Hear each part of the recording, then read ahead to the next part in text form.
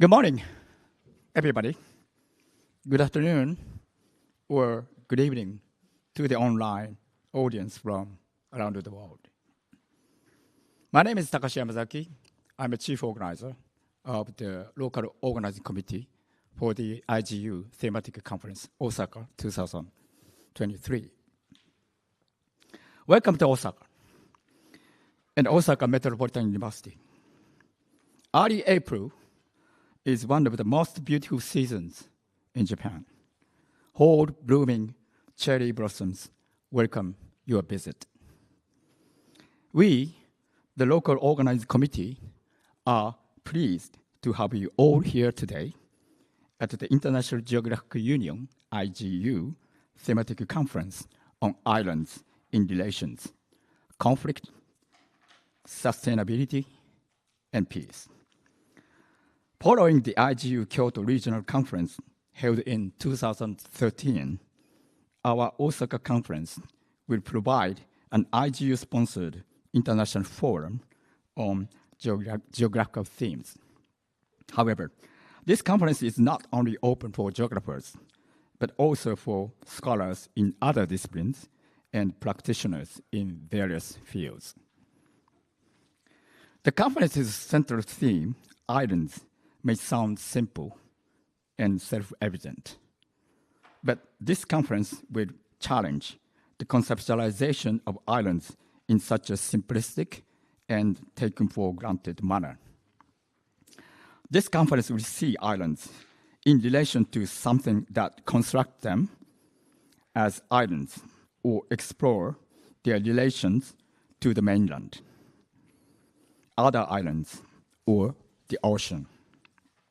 Therefore, the conference title, Islands in Relations, resituate islands in a complex web and assemblage of power, human activities, and natural environments to reconsider the sources of conflicts, their initiatives for sustainability, and the realization of island peace, as the conference subtitle indicates. This conference will present 6 hybrid keynote lectures and more than 100 papers in in-person and virtual formats, and hold other related events. Participants are from more than 25 countries across the world. After the conference, we will organize a 3-day field trip to Okinawa to deepen our understanding of island issues in East Asia. We would also like to thank many organizations for their material and non-material support. The Graduate School of Literature and implications or impacts caused by, for example, fossil fuel combustion and the greenhouse gas concentrations in the atmosphere. And you see that the difference is substantial. It's already around about 1.5 or getting on at least to 1.5 degrees. And the key issue arising from that, and it's especially relevant for islands, is the acceleration in the global sea level and the rise in the global sea level from, well, since the early part of the last century. Actually, the data here from this recent paper in Nature Climate Change indicating a steady rise in sea level that amount to the political economic autonomy through more sustainable development. Now, there are very clear spatial which are underpinned by an array of different factors on islands, and that is relating to their physical environment conditions, their size, their juxtaposition with respect to the mainland, issues around governance, political history, for example, the nature and style of colonization. And these are questions rather than a question, I guess, for geography and indeed for geographers, many of which I'm certain will be addressed in the conference over the next few days. Now, just considering sustainable development on islands, and I just wanted to understand to what extent progress might be being made. And we can get an insight to that from the Sustainable Development Goals report, the latest of which was published at the end of 2022. And if we take 3 islands for comparative purposes, I'm going to start with Australia because that's, believe it or not, an island. I know many of you might consider it to be a continent, which indeed it is. But it's also a developed nation. So I thought one should look at how well it's doing in relation to the Sustainable Development Goals. And it's doing pretty well. The data indicate fairly steady progress from 2000 through to 2020 or 21. It ranks pretty high up on the global league table. It's 38th out of 163 nations that actually have been ranked. It's not the entire number of nations on the world, and an index score of getting on for 75 or 76. Interesting to me, however, that if we look at the performance across those 17 goals, where green should represent achievement already of the goals, and then yellow, perhaps some improvement, orange perhaps indicating less improvement, and then red indicating some, maybe just a steady state or perhaps even in decline. I thought it was interesting that Australia has problems with food security or zero hunger, that goal. But I think looking a little into the reason for that, it's more to do with nutrition and the fact that they're associated with very high degrees, their population is of obesity. So it's scoring in the red zone, if you like, as far as goals 2, 12, 13, and 15. So there's definitely room for progress on that island. The second island I considered is Fiji, and that ranks actually fairly well. It's got an index rank of 52 out of those 163 nations, and again has been making reasonably steady progress, perhaps with a COVID pandemic-related decline since 2019. And we still have reds, of course, indicating lack of progress or maybe even going in the wrong direction in some cases. But there are some green goals, quality education and climate action being the 2 here. So a reasonable set of results as far as progress is concerned. And then to go down the list to a developing nation island, where we see Haiti scoring 151 out of 163 nations and fairly inconsistent progress and lots of red zones as far as the various goals are concerned. So they're clearly very substantial challenges there. Although, again, there are some green boxes: climate action and responsible consumption and production.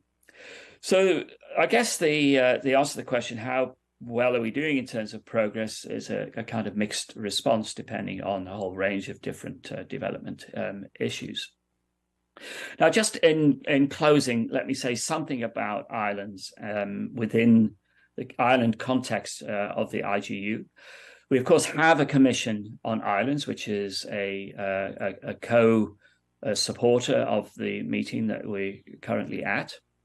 And that conference is strongly related to the Ocean and Seas in Geographical Thought conference, thematic conference, which is taking place in a couple of months' time in Italy.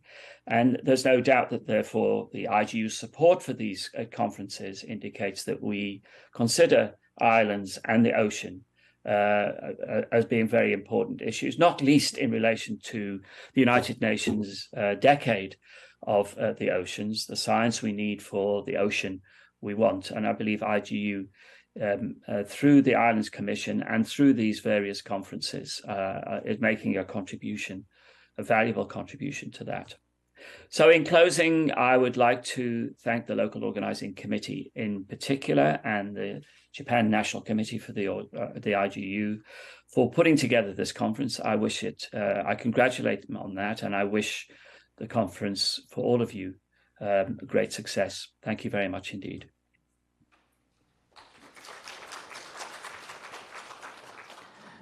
Thank you, Michael. Just slide on. The IGU has provided us with $5,000 to support early career scholars travel to Japan.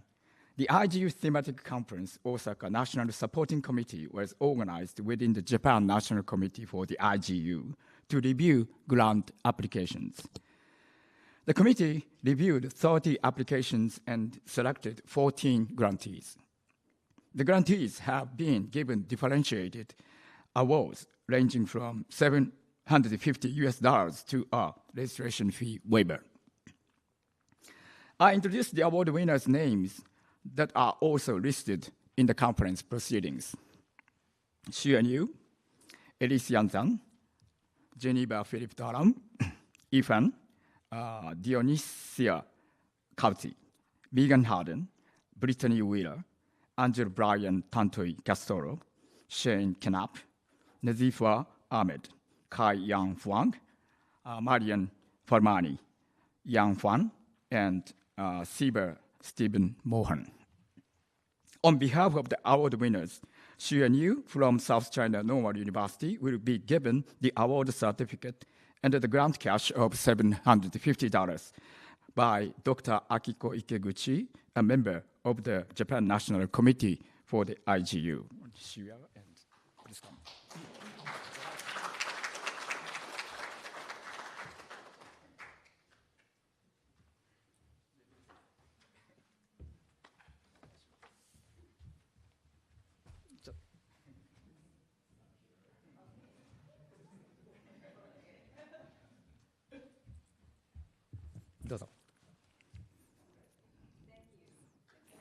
And the cash.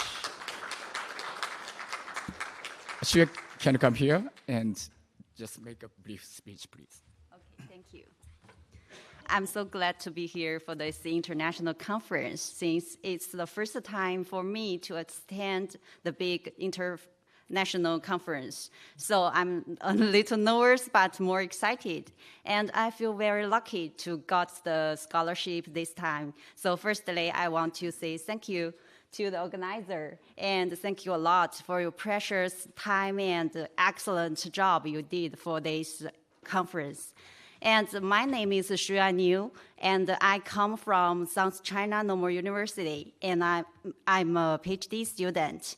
And this is my first year for my PhD study, and my research interest is mainly focused on the political geography in South China Sea. And so I feel very lucky to make a presentation this time, and the title for my presentation is Understand the Local Marine Knowledge based on assemblage theory.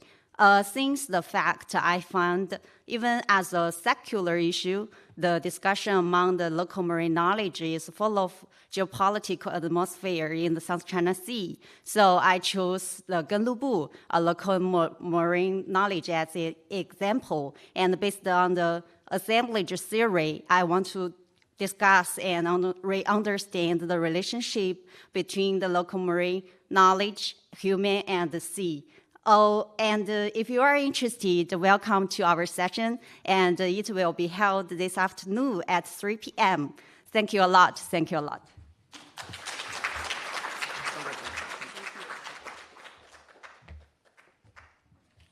Thank you, Xuan. So we now close the opening ceremony, and we'll start the first keynote lectures by Godfrey Baldacchino in, I think, more than 15 minutes. So it starts at 9:40 a.m. So this is a break. Thank you.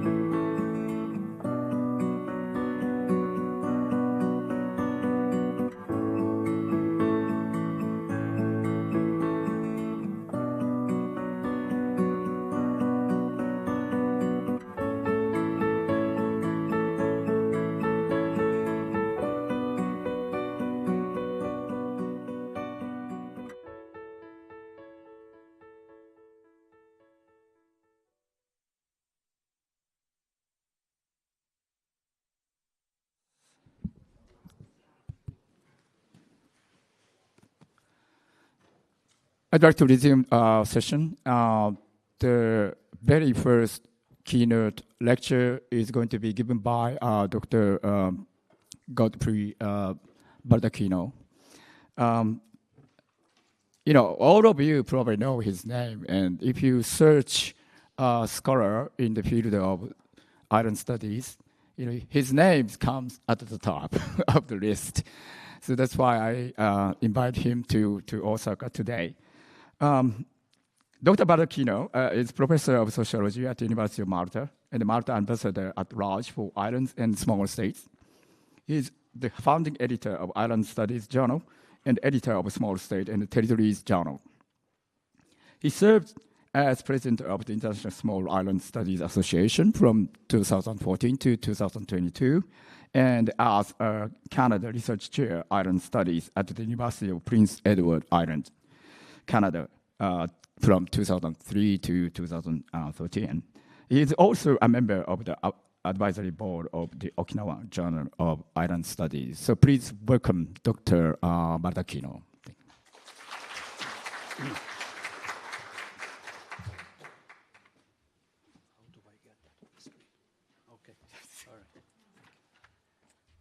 Thank you so much for that introduction. Good morning, everyone, both those of you in the room and those online. One of the reasons my name comes up when you Google Island Studies, and it comes up on top because my family name starts with a B. It's an advantage. Right, so in trying to decide what to talk about today, I reminded myself of the theme of the conference, which you can see on the podium. There are some very important words there. Islands in relations, conflicts, sustainability, and peace. And of course, considering that we are in East Asia and the tensions, the geopolitics of the region, it's something that we cannot do without. We need to remind ourselves that this is one of the hotspots in the world, and the whole business of peace and security and stability needs to be seen in line with and along with sustainability in considering the future of islands and the future of the planet. So certainly islands can be and should be instructive of what the planet should be considering in terms of policies going forward. You know, we're living at a time when islands are front and center of a lot of research. The islands of the world are the poster children of the Anthropocene. And that means that we should not be surprised to see that they are becoming much more important as foci for research in so many different fields. I know many of you come from different disciplinary backgrounds, but the thing that unites us together here today is that we appreciate and we value how islands can be instructive and informative in suggesting courses of action. So in my case, I'm going to focus on ports and port cities. My thesis this morning is that one of the ways in which we can build peace and understanding is by trying to understand how port cities work. There are ports all over the world. I will try to develop an argument that suggests that islands that have ports tend to be more important places, more cosmopolitan places, more connected places. I'm showing you a map of my own country, by the way, the 10th smallest country in the world by land area. And one of the reasons, perhaps, why Malta is a country, unlike some of the other islands in the region. You're looking at the strait between Italy, Sicily, and Africa. It's the center of the Mediterranean Sea. There are other islands over there, part of the Sicilian archipelago, including places called Pantelleria, Lampedusa. But you take a look at the population of those islands, you will see that it has nothing to do with that of Malta. So even though they share the same location, the same geology, the same climate, the same culture, the same history, they're not the same. And I am arguing that one of the reasons why they're not the same is because Malta has a natural harbor, quite prominent over there. It's all sheltered. So any navy worth its salt wanting to have a secure base, particularly over winter, would consider Malta as a very strategic location. There's no such natural harbor in Pantelleria and Lampedusa, for example. So that might explain. I'm not saying it is the reason, but I'm suggesting that it is one of the reasons why Malta developed the way it did and why other islands did not develop the way that they did. So keeping in mind that, of course, each island is different, each island is unique. However, if we are doing islands, we are forced to look for comparisons. And one of the justifiable comparisons I think we need to take into consideration is this fact that islands that have natural dispositions to host ports become attractive. Now, that attraction, of course, has strengths and weaknesses.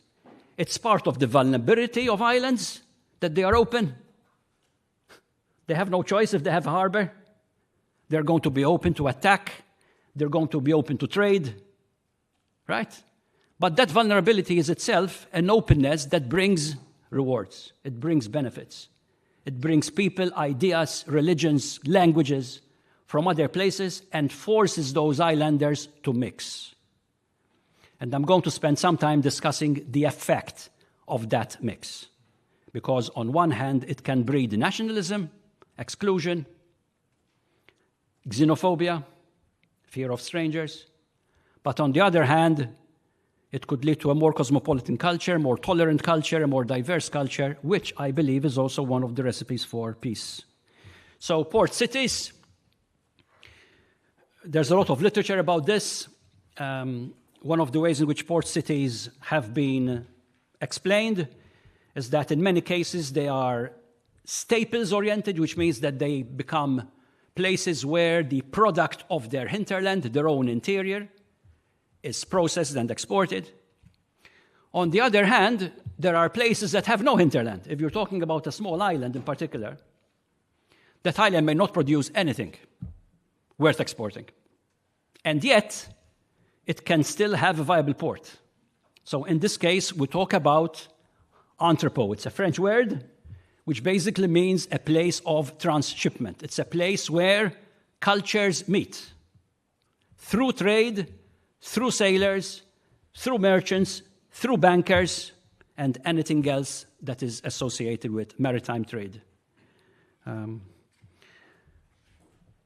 Of course, the business of islands is something that is associated also with gateway cities.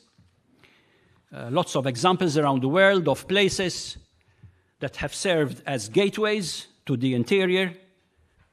We have New Amsterdam here. Eventually, of course, this became New York, the island at the center of the world. There's a book with that name. The island of Tyre, which, thanks to Alexander the Great, is now a peninsula in modern-day Lebanon. The Lazzaretto Vecchio in Venice, one of the world's first quarantine stations. I'm sure we'll be hearing more about quarantine and prisons from Professor Mounts later on this week. And Lamu, World Heritage Site in East Africa, in Kenya. All these are gateway islands to interiors. Talking of islands, many islands started off, like many other places, afraid of the sea. Because the sea was also the place where pirates could attack. So unless you could really defend your coastline, your best form of defense was to move inland and, locate yourself in a high place, preferably, so you can see the enemy approaching from far and take whatever action was necessary to defend yourself. So places like Mdina, in Gozo, in Malta, Corte, in Corsica, Kyoto, of course, in Japan, and Anuradhapura in Sri Lanka, Ceylon. All these are former capital cities that were located in the interior. In some cases, like Mdina, it housed the bourgeoisie in Malta, and it continued to remain an important city in the history of Malta for as long as that aristocracy remained of any political relevance. In other places, again, Japan has an interesting experience. How do you open up to the world? You don't want the world to take over, so you kind of come up with an in-between suggestion. There's like a compromise solution here. You create an enclave, originally on the island of Hirado, and then Deshima, translated as Exit Island, and for almost 200 years, if I'm not mistaken, this was the only place that European traders, starting with the Portuguese and eventually the Dutch, could trade with Japan.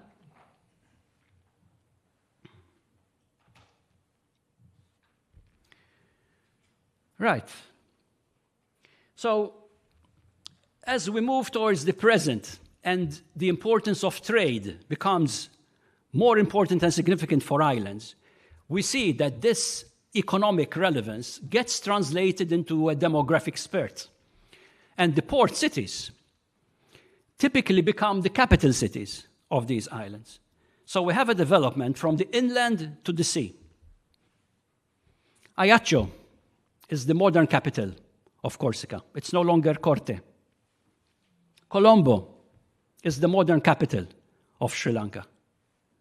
Heraklion is the modern capital of the island of Crete.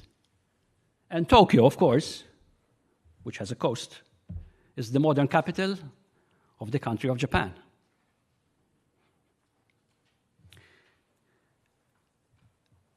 And in other islands, those that were created from scratch by colonialism, so those islands that did not have a pre-colonial history, they cannot really speak of any indigenous communities. These islands exist. Places like St. Helena in the Atlantic or Mauritius in the Indian Ocean.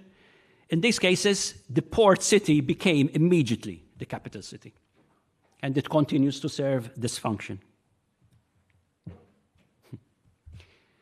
If you look around, and please correct me if I'm wrong, when you look at small island states and territories around the world, there are about 240 of them. Each of them are recognized as separate jurisdictions. They have some level of autonomy. All except 4 have port capital cities. And these are the 4 that I know of that are island-based, and where the capital city is not coastal. There's Antananarivo, which is the capital of Madagascar. There's Nicosia, which is the capital of Cyprus. There's Rabat, which is the capital of Gozo. And the Valley, which is the capital of Anguilla in the Caribbean, British Overseas Territory. All the other islands and territories that I know of have a coastal capital. So I don't think this is a coincidence. I think something is going on there. And political scientists Edward Warrington and David Milne, writing a fantastic chapter in the Rutledge Handbook of Island Studies, they come up with the typology of islands, depending on their political economy and their history. And amongst the category of anthropo, they define the anthropo as a cosmopolitan space, a space that attracts interest, investment, immigration, leading to a melange of ideas, using Guernsey and Jersey and the Channel Islands of Great Britain, as well as Barbados in the Caribbean, as examples of these anthropo spaces. In the meantime, a contradictory dynamic is taking place. So those of you who would understand or come from large countries, continental spaces, some of these continental spaces have done exactly the opposite of what islands have done. Ports are, by definition, on the edge, if they are coastal, of territorial units. Being on the edge may not necessarily mean you're in the political center of things. So if you happen to be a large country, a federal state, you may want to shift the location, or you may want to locate your capital city inland in order to be, well, closer to the center of things. And this is exactly what happened in places like Nigeria, for example. The capital of Nigeria used to be Lagos, not anymore. The federal capital of Nigeria is a, well, recently built from scratch place called Abuja. And this story goes on in other countries. Turkey, from Istanbul to Ankara. Beijing, located in the inland of China. Brasilia, it's not the largest city in Brazil, but it is the capital city, inland. Canberra, the federal capital of Australia. Islamabad, capital of Pakistan. Moscow, capital of Russia. Moscow, capital of Russia. New Delhi, Ottawa, Pretoria, and Nusantara is the new projected capital of Indonesia, of course. Rather than keeping the capital on Java and Jakarta, which is on the edge of the huge country, Nusantara is much closer to the center of things on the island of Borneo. And of course, islands are doing exactly the opposite. Islands have shifted their capital city closer to the edge, recognizing that port, maritime activities, and of course now moving on in the 21st century, the blue economy is going to be so important. Tokyo, Valletta, Ajaccio, Chania and Heraklion in Crete, Santa Cruz in Tenerife, Arrecife in Lanzarote, and the list goes on. So I think it's an interesting dynamic, and if you were to encapsulate this in a table, it becomes very clear that out of the 193 recognized states in the United Nations, we can divide these between island states and non-island states. And as I said earlier, all the island states, except Madagascar and Cyprus, have a port capital city, 98%. When we look at the non-island states of the world, less than half have a port capital city. So I think it's an interesting observation.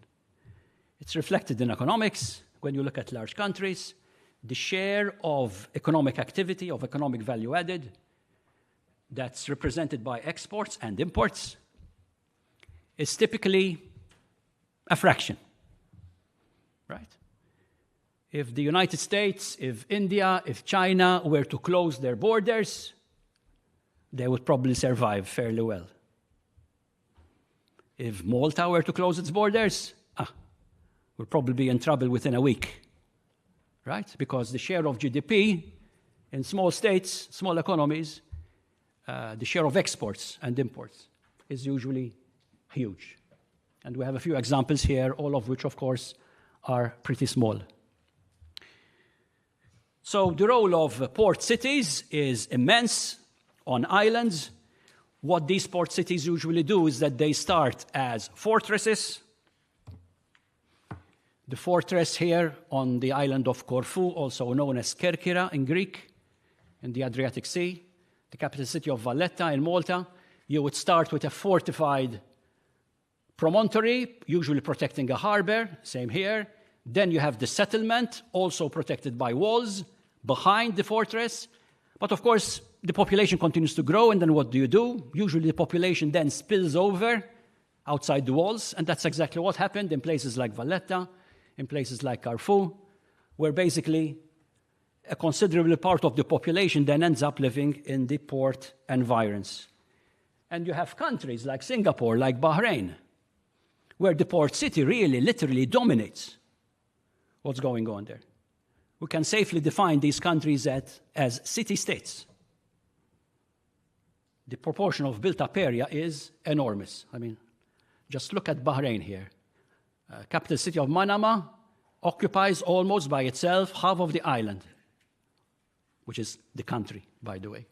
And of course, Singapore itself, as you know, is basically a whole urbanized city.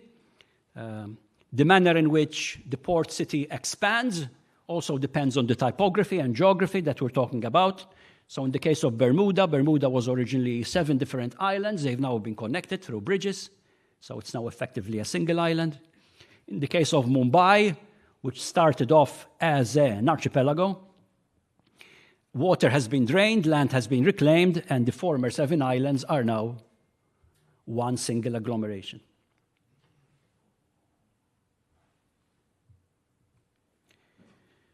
Now, these dynamics have started to change a little bit in the 20th century, One of the ways in which they have changed is through the increase of tourism, particularly mass tourism. Islands have been very seriously affected by this phenomenon, and one of the effects has been that it has shifted economic growth away from the capital city because, of course, tourists do not necessarily typically spend time, in cities, but in the case of mass tourism, sun, sea, and sand tourism, they want to spend time on the beach. So there is an extension of infrastructure development and as a consequence of that, construction and housing on the fringe and beyond the capital city. But cruise ships in particular don't support this trend because cruise ships tend to berth in ports. Ports tend to be relatively close to capital cities if they are ports themselves. So the cruise ship industry has brought an increased pressure to islands in terms of traffic, in terms of artisanal and petty trade, and a considerable amount of people, visitors, who spent a very limited amount of time, usually a few hours, in the capital city. The threat, we can say that, that affects a number of port capital cities is that they become another example of Benidorm. Benidorm is such an extreme example of mass tourism that it has become a name in itself. The Benidormization of tourism is now an established term in the tourism literature. And you have a love-hate relationship with this kind of development. Investors see money when you show them a picture like this. Environmentalists see a disaster. Take your pick. So what does commerce do? I told you that it's interesting. It's worth considering how trade leads people to do certain things. And already back in 1748, Montesquieu, the Baron de Montesquieu, French nobleman, had this to say about commerce. It is a cure for the most destructive prejudices. It diffuses a knowledge of the manners of all nations. It is almost a general rule that wherever we find agreeable manners, there commerce flourishes. And that wherever there is commerce, there we meet with agreeable manners. It's a very interesting statement that augurs well for places. This is the island of Gozo again in the Maltese archipelago. That's an old picture of the port, and this is what it is in most recent times.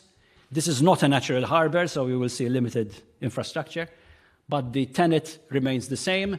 This is a space where different things take place, and unless you are prepared to be tolerant, unless you are prepared to agree to disagree, then you're not going to do business.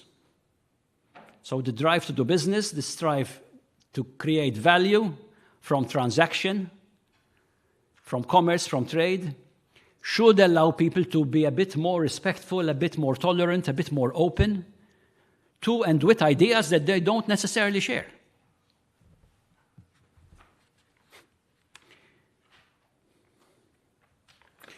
Now, islands, of course, have been talked about and written about for a long time. We heard in the first presentation, we saw a screenshot of idyllic islands.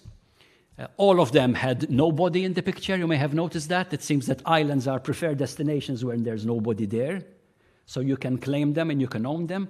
Unfortunately, for most of those paradise seekers, there are a lot of people who live on islands too, almost 10% of the world's population. And what goes on islands is not necessarily paradisiacal. Some scholars have described islands as havens of harmony, social harmony. I beg to differ, right? I think it's a rather idealized notion of island life. Even islanders have their own differences. Some of them are pretty strong. Jamaica has its own history of conflict, drug barons and mafia, having a considerable strong role in the local society. Corruption in places like the Turks and Caicos, where the chief minister was also the owner of the only construction company on the island. Can you imagine? And of course, Fiji, with its history of ethnic tension. The ethnic Fijians on one hand and the Indo-Fijians on the other hand. They're all Fijians. They're all born in Fiji. But as you probably know, they don't mix so much. They speak different languages. They have different religions. So in this case, it's not exactly a case of island bliss. Of course, the political geography of all this is contrary to this practice, because when you look at islands, it seems that there's something natural about island spaces being run by the same government. Think about this. There are very few islands in the world, populated islands in the world, that are shared between more than one country, and this is the total number of these islands. There are only 10. By the way, the latest addition to divided islands is Hans in the Canadian Arctic. We'll be hearing more about the Arctic from another speaker this week. Hans Island has been peacefully divided between Canada and Denmark, acting on behalf of Greenland, or Kalalit Nunaat, as it is more properly named today. It's an uninhabited rock, but the two countries divided that rather than go to war over a rock, they divided it basically 50-50. You can divide islands peacefully. This business of port cities, by the way, when you do your literature search in connection with a piece of paper you're writing, you come up with texts that suggest that you're on the right track, hopefully. This is one of them. This is a paper published back in 1980. December 1980 is the date of a special issue of the journal called Well Development, dedicated exclusively to islands. It was edited by Edward Domin. And this particular paper by Caldwell et al. States that small islands tend to have better health conditions, better educational conditions, their quality of life is good. And one of the reasons why that is so is because these states are, and I quote, more westernized. I'm sure there will be a reaction to that kind of statement, and we can discuss that. However, what we cannot negate is that these islands were part of the European maritime system. And therefore, it is not a surprise that these islands were colonized first. These islands were decolonized last. In some cases, they have not yet been decolonized. They are still territories of France, of Britain, of Spain, of Portugal, and so on, of Denmark, of Holland. And therefore, their colonial experience has been deep and intimate. If you're looking for other fractions within islands, probably one of the most significant is that between the natives and the settlers. It's a very important divide. It doesn't rile continental states as much, but on islands, it seems to be a very significant topic, not just of research, but even of politics.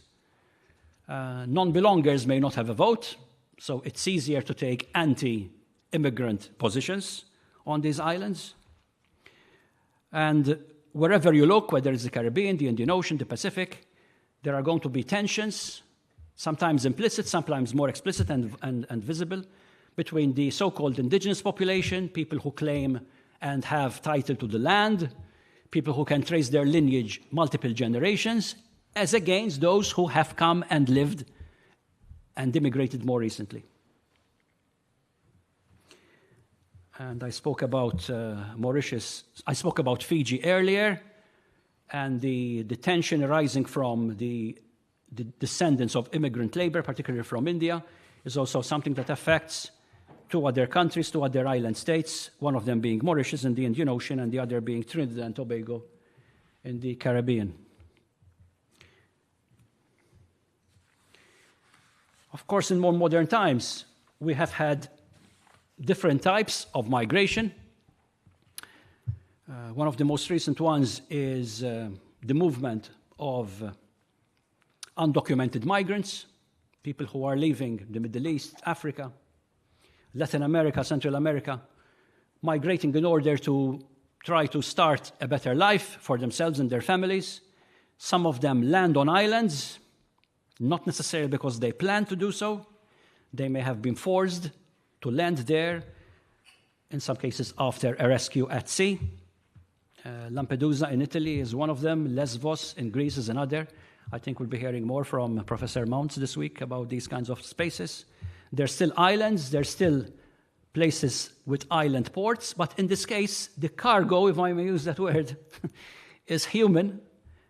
And the way that this system is run and managed tends to rile the islanders. The islanders are not usually involved in these kinds of dynamics. This is very much a state-led initiative. The processing of migrants is state-led. Whether these migrants are given asylum or not is state-led. And I don't think it's a surprise that one of the few countries in the world that has a pro-migration government and a pro-migration public is Canada, where the way in which undocumented migrants is handled is not only state-led. There are usually community, civil society activists and organizations, including families, who are involved from the word go in the welcoming and integration of migrants. This is not something that is practiced typically in Western Europe, leading to, as I said, resentment by the people on the ground. No wonder that both the people who live on Lesbos and those who live on Lampedusa and Sicily generally have been voting for far-right parties in recent elections. But it doesn't have to be like this. And that's why I come back to the notion of peace based on diversity and tolerance. We don't have a far-right party in Malta, even though 1/4 of the current population of Malta was not born there. Malta now has the 3rd highest rate of migrants within the European Union. Singapore, I think, is another very good example. The declared official religion of Singapore is Buddhism, but what percentage of the Singaporean population is Buddhist? It's only 30%. So there's a huge diversity, certainly in terms of religious affiliation. A third example is Gibraltar, not physically an island, but one of the most islanded places on the planet, given that Spain continues to exercise a claim to the British territory. Gibraltar, again, is a hodgepodge. It's an ensemble of different races, people who trace their origins from Genova, other parts of Italy, Minorca, Portugal, Spain, as well as Britain and North Africa, even though it has a land area of just, 6 square kilometers, I believe. It's really small. There are 4 synagogues and 2 mosques, apart from a number of Christian churches, which I think is significant in itself.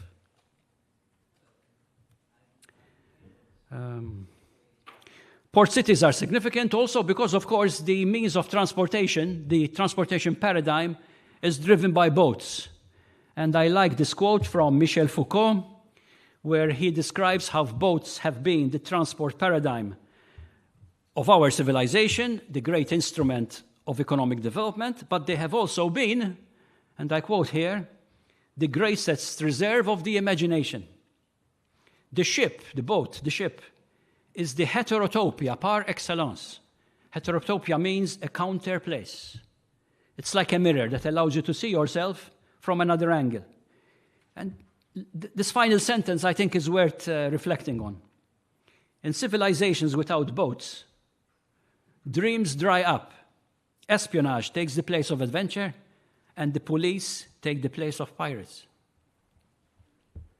I'm not telling you which is good or bad, but you take your choice. Would you prefer to have the police around, or to have pirates around? Of course, you can be pirates yourself. I guess in Malta that was probably our oldest profession, piracy.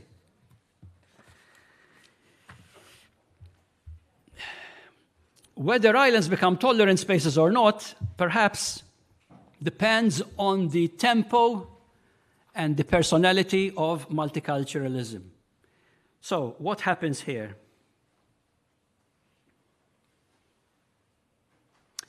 if we look closely at the spaces of potential cultural exchange and brokerage, first of all, do these spaces exist? Or are people ghettoized and channeled into different bubbles of operation in such a way that they don't mix? Working waterfronts, coastal tourism establishments, religious rituals and celebrations, restaurants, hotels. Are these places where people mix, or do they just happen to occupy the same space at the same time? I pose that as a question. Secondly, the speed by which exchanges happen. The faster the exchange happens, the more anxious, the more suspicious, the more resistant the islanders become, because they feel very much that they don't control on what is going on. And there's no time to assimilate, no time to take on board what's going on and make that part of their own culture. So those are the three criteria. I'm reminded of the treatment of Jews. Historically, Jews have been deemed even contemptible in certain cultures, as you know. And there are two particular characters from literature that stand out to me as different examples of the treatment of Jews. One is Shylock from The Merchant of Venice, who has a huge chip on his shoulder, who wants his pound of flesh, just to remind you. He's not been treated kindly. And on the other hand, there is Isaac of York from Ivanhoe, who's a very generous man, very tolerant, humble, rich, but willing to share his affluence in order to do good. Getting close to the end, another way in which tolerance is manifest historically is in architecture. I know some of you will be presenting on architecture and buildings at this conference. You look at this place, this splendid edifice, you would think you are somewhere in the, Middle East? Turkey, perhaps? No. That is the Cathedral of San Marco in Venice.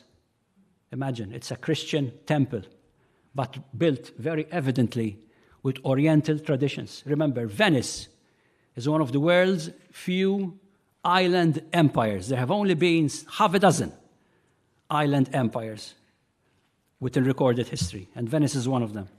And it owes, of course, its wealth. It survived for almost 600 years as an independent territory, thanks to its ability to not take too seriously religion, language, and other issues, as long as commerce and trade could take place. One of the texts that I have consulted is The Great Sea, The Story of the Mediterranean by David Abulafia, professor of history at Cambridge. One of the examples of how and when things go wrong in port cities is the sad history of Smyrna, modern-day Izmir in Turkey. Right? Smyrna ended up being destroyed in a fire almost exactly 100 years ago, at a period when Turkish nationalism was growing, and the Greeks and the Jews that lived in this city were forced into exile. Islands, of course, remain and have become even more important in recent years, thanks to the UN Convention on the Law of the Sea. The exclusive economic zones of countries, including those of small island states, have been extended significantly because of the new jurisdictions that they have over the oceans. And part of this new jurisdiction has also seen islands facing different types of migrants. And these are perhaps the two extreme kind of migrants, right? You have the non-documented ones, those who come literally with just the clothes on their back. And on the other hand, those people who bankers euphemistically refer to as HNWIs, high net worth individuals.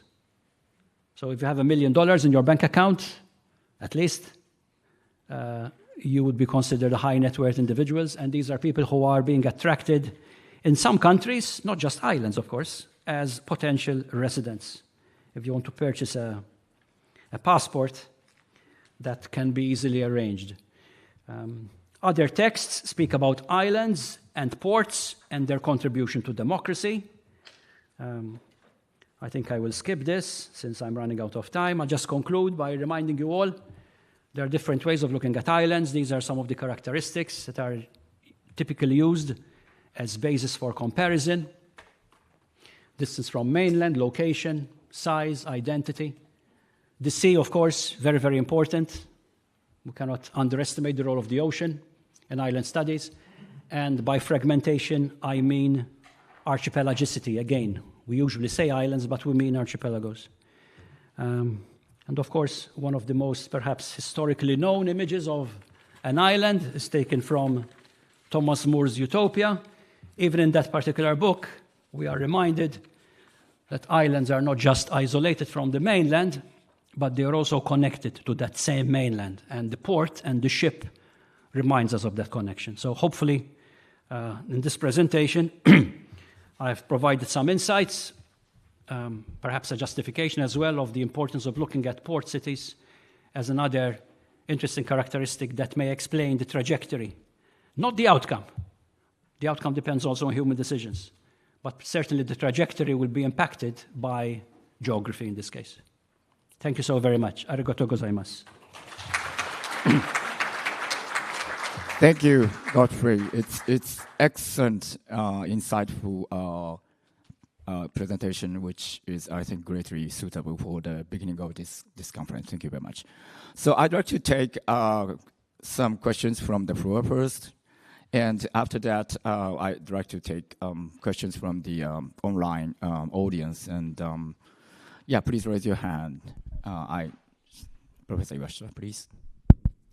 Akira Iwashita, Hokkaido University, Japan. I'm very happy to hear you lecture you, Professor Baldacchino, working the dictionary on island studies, I think. So I'm very amazed at hearing your encyclopedic knowledge about islands collections. Just could you elaborate your observation more theoretically? I'm very struck that you mentioned that capital moving between coast and inland. But in the world, we have 50 countries landlocked. What do you think about this theory in the inland space? Second question is that you use that as a port gateway theory. I very sympathize that. But it's just not necessarily island. So continental, so many ports and for the gateway to outside. What difference? And particularly in the context of landlocked country, what do you think about the river? So some rockland capital face the river or with islands has gateway. So islands river is also, river is very important. So please clarify your theory more. Thank you. Can I just announcement, please? I forgot to tell that online audience can type in a question in the webinar format, okay? So, and please introduce yourself first, briefly, if you when you make questions. Can you answer? I'm going to take yours after that. Okay, answer please. Thank you, Iwashita-sensei. Of course, when you come up with a typology that puts places into two boxes, you are obviously, somebody is going to stand up and say, hey, it's not a clear black and white situation. Of course it is not. You are going to have, and you have, capital cities, for example, that are not coastal, but are up a river. London, a very good example, for instance. Baltimore, Washington, D.C. is another example, right? So these places also exist. But they're not coastal. So by being inland, in a way, you are creating a space that is more easily defended, but not so open. And this is what I was trying to explain in the case of coastal and port cities. When you are literally on the coast and you are facing the open sea, your hands are wide open, right? And that is both a vulnerability and a strength. And we need to appreciate that. I hope that comes across. Of course, there are countries that are landlocked. In those cases, of course, they don't have a coast. They are still connected to the world, but they have to connect in different ways. They don't connect via a port. They can connect via rivers, of course. Budapest in Hungary, for example, It's on the Danube, right? It's very well connected on the European continent, but not through the sea. And, of course, more recently, we have air. So the air, the transport paradigm needs to be updated to take on board other forms of transport. But, for example, when you think more about this, it becomes very, very clear and interesting. Whereas continental countries have been connected and indeed shaped by trains, by the locomotive, very few islands have been connected in the same way. Indeed, those islands that had railway services, many of them disbanded those services. They removed them. Perhaps to their regret nowadays, right? Because they're becoming blocked with too many cars on the road. So I think, this whole business of transport and economic development and the way in which those ports work to create spaces of conviviality, I think it's worth considering. Thank you. Okay, I can take Sasha's question. Mike, please.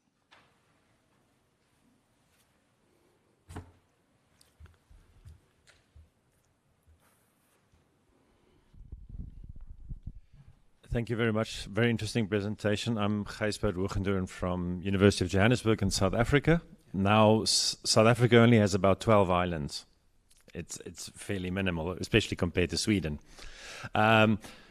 But an island has played a prominent role in the politics of South Africa. For example, Nelson Mandela spent 27 years on an island just outside of Cape Town. Yes. And today, Robben Island has a gigantic influence in the psyche of South Africa, even though we don't really have islands.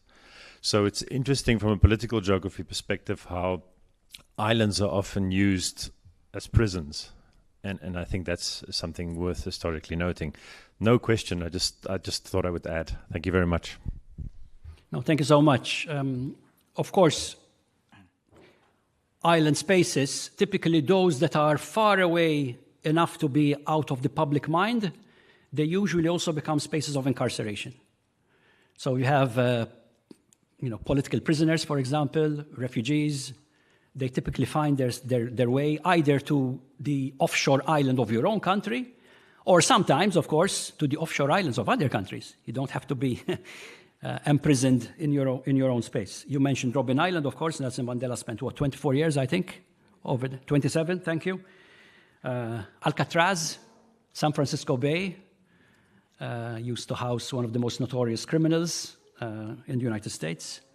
Now a museum, I believe, that can be visited, right? It's open to the public. And also the site of movies. If you've seen Shutter Island, it's filmed in Alcatraz.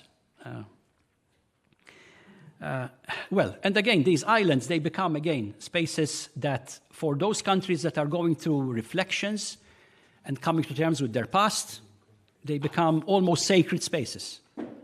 You said South Africa has very few islands. Slovenia has only one island. It's on a lake. And of course, there's a church on this island with 99 steps. And a lot of people go there to get married because it's a special space. Thank you. Okay, I'm waiting for the question from the webinar, but it seems there is some kind of trouble. I can't see the questions, but I can take some more questions from the floor. Any other questions? Anybody? Okay, please.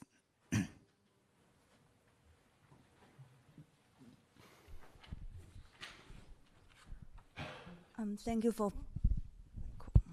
you, Professor, for a very interesting speech. I'm Yayu Chen from National Trinity University at Taiwan. So in your presentation, you mentioned about ship as a heterotopia, and I just found this concept quite interesting. Could you just elaborate a bit more?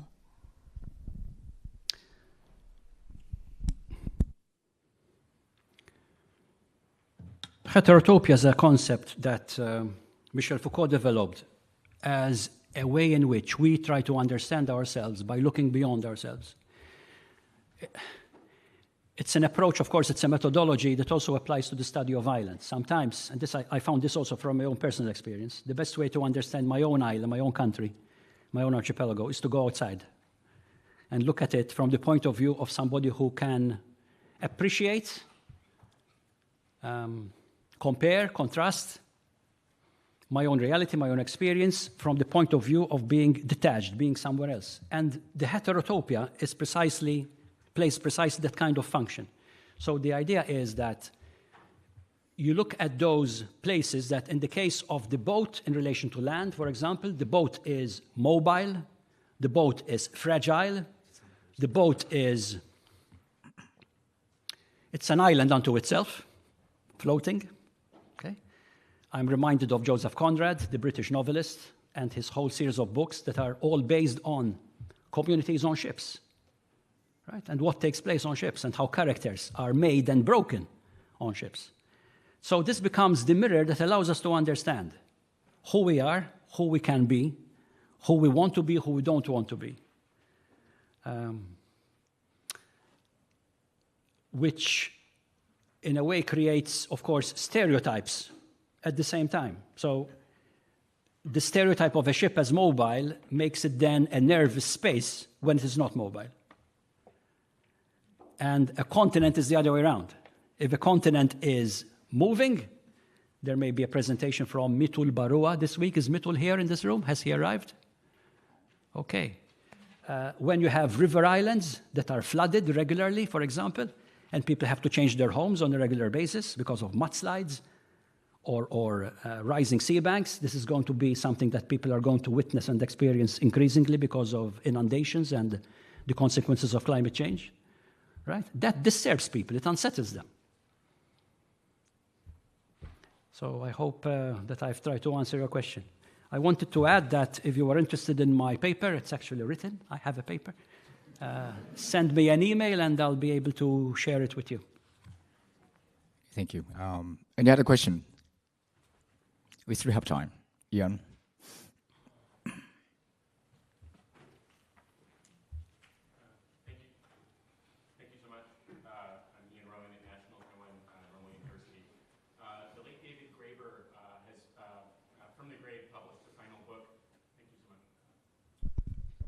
Pirate Enlightenment, or the Real Libertalia, treating pirate ships and an outpost of them in Madagascar as experiments for egalitarian politics. And so I'm wondering, I really appreciated your final quote about piracy versus the police, and I'm wondering if you could speak a bit more about islands versus continents as sites for experimentation politically. Yeah, I mean, of course, if you want to start a new nation, probably it's easiest to do on a ship, declare your independence. There is also the Seasteading Institute in the United States that is actively canvassing for a notion of non-state residence, the idea that you can live on a ship, have a cabin on a ship, or a villa on a ship, with no permanent address other than that ship. And if that ship is operating in international waters, then no country, no state can claim that it has any claim on your revenue. So you don't pay taxes. I mean, it's a very interesting idea. So far, it is still in the realms of fiction, but I wouldn't be surprised if eventually we would see something like this. The preponderance of island jurisdictions suggests that islands are spaces of experimentation, even in terms of political geography. So as we said earlier, we saw a slide that reminded us that islands represent only less than 7% of the area of the planet. So if we remove the continents, because of course continents are also islands in a certain sense, but if we remove the continents and we're stuck with just non-continental spaces, that's about 7% of the land area. Half of that is Greenland, by the way, which is practically empty. So if we really want to be, candid about it, less than 4% of the world's area is actually populated on islands, by islands. That 4% is still responsible for almost 25% of the countries of the world. And it's a significant difference, right? So spaces, island spaces, lend themselves to political development, political autonomy. Islands are more easy to administer, of course, from themselves, which therefore creates the basis for administrative autonomy. And many other islands are experimenting with notions of non-sovereignty. Let me say that. Okay? So apart from sovereignty as we understand it, there are spaces that operate in a fuzzy space, in a fuzzy area, where they are not recognized as sovereign spaces, and in some cases they don't want to be recognized as sovereign. They want to be overseas territories, they want to be dependencies, they want to be special spaces, special regions of other countries. Jeju, not too far from here in Korea, is one such special region. Okinawa, within Japan, is the only officially recognized island prefecture in Japan. You may find this strange because Japan, of course, is an archipelago, right? But the Japanese consider their 4 main islands, I think I'm correct here, as mainland. So Okinawa is a special place for many reasons.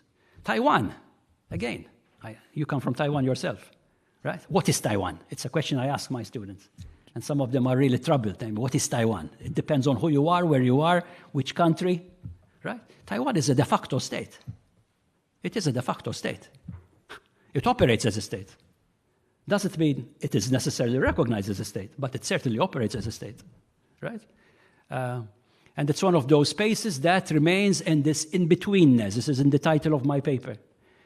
It's in between. And being in between is not necessarily wrong.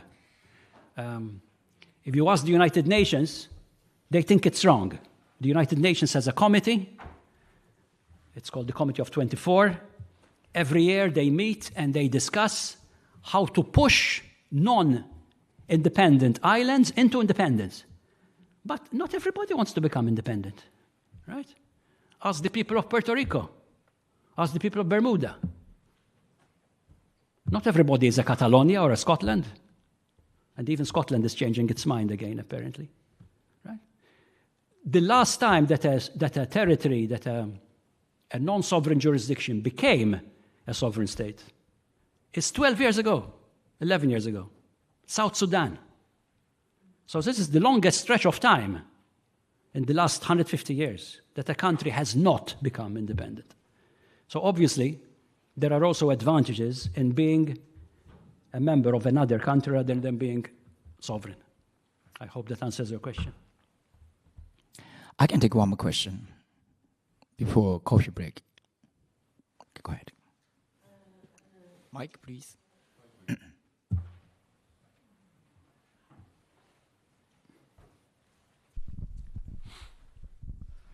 Thank you. My name is Wei Yunling. I'm from the National Taipei University of Education. Thank you very much for your presentation. It's very enlightening for me. And I totally agree with you that the island has ports can lead to peace, but it also has the vulnerability. It's also vulnerable and has strengths. And I'm thinking about Crimea. Crimea, the part of Ukraine, was taken by Russia. And it also has many ports and has its multicultural and lots of trade and tourism as well. My question is, in this unstable time, how can we strengthen the strengths of islands and not only, in order to protect peace and sustainability? Thank you. If we could answer that question, it will be in a better place. But how do you answer that question? How do we learn from islands in order to promote peace and sustainability? First of all, we need to recognize what's going on. So one of the long-standing debates in island studies is the tension between isolation and connection. You probably know about this. Many people start off on the assumption that islands are isolated. Of course, they are geographically. They're surrounded by water. But that doesn't mean that they are not connected. And in fact, certain islands are even better connected than continents, thanks to the preponderance role that the coast and their port cities perform.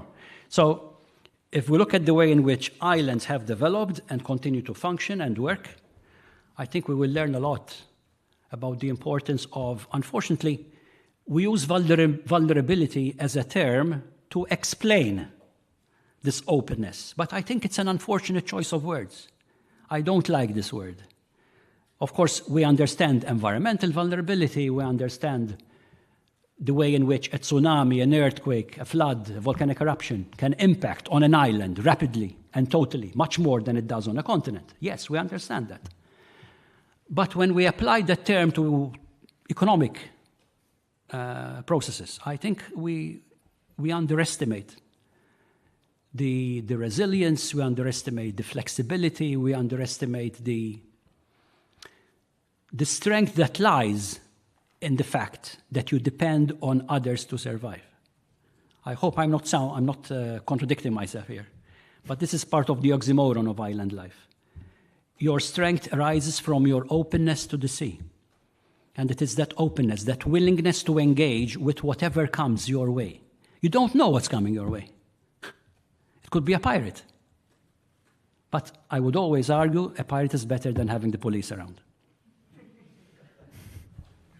Thank you so much. Unfortunately, we have to go into close this lecture, and we are going to have coffee break. You can move to the next room, research exchange room. I think drinks are ready now. So we have relatively short coffee break at 20 minutes. So if you want to have drink, please go to the room, and you can stay here too. And the next session will start 11 o'clock. The lecture given by Hiroko Matsuda. Okay, thank you. Thank you. Thank you.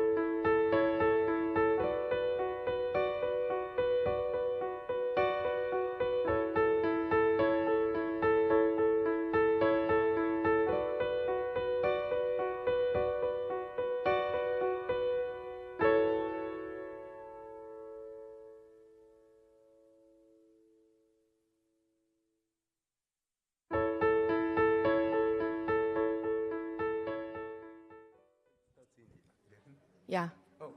Our next keynote speech will be start very soon. Can we welcome the participants from coffee break? Yeah.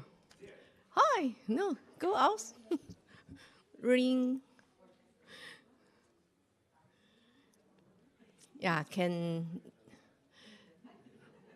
Yeah, our organizing student helpers could get everyone in.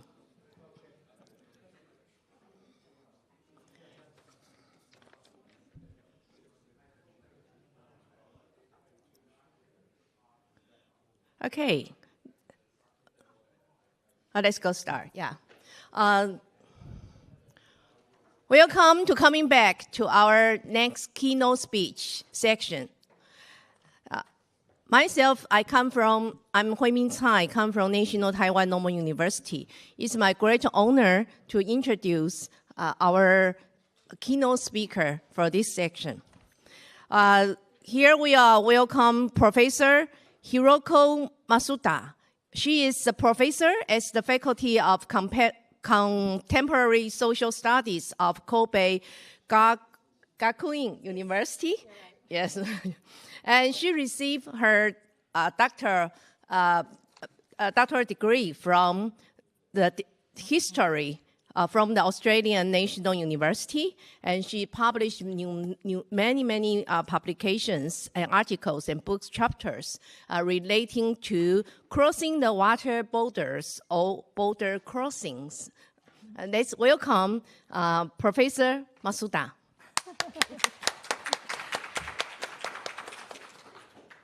Thank you, Professor Tsai. Okay, yes. I'm honored and delighted to participate in this conference as one of the keynote speakers, particularly because I have never identified myself as being a geographer. I usually attend the conference in area studies like Asian Studies Association conference or maybe the sociology conference in Japan or history conference in the English-speaking countries. First, I would like to congratulate Professor Yamazaki and the local organizing committee members. I imagine they must have been working so hard to make it until today. In short, I'm telling you about the Okinawa's history today, and I know that some of you are attending the field work in Okinawa after this conference, and I'm sure they are very much looking forward to it. And I wish them the safe and enjoyable trip, and I hope this talk will be a bit of introduction and a preparation for the field work. I take the implication of the conference theme of the islands in relation seriously. The speakers in this conference should be all interested in islands. But how and why we can study islands in relations? I get the islands in relations suggests that islands relationships are never naturally given, and that researchers need to critically examine how the relationships among islands are created and maintained at different levels.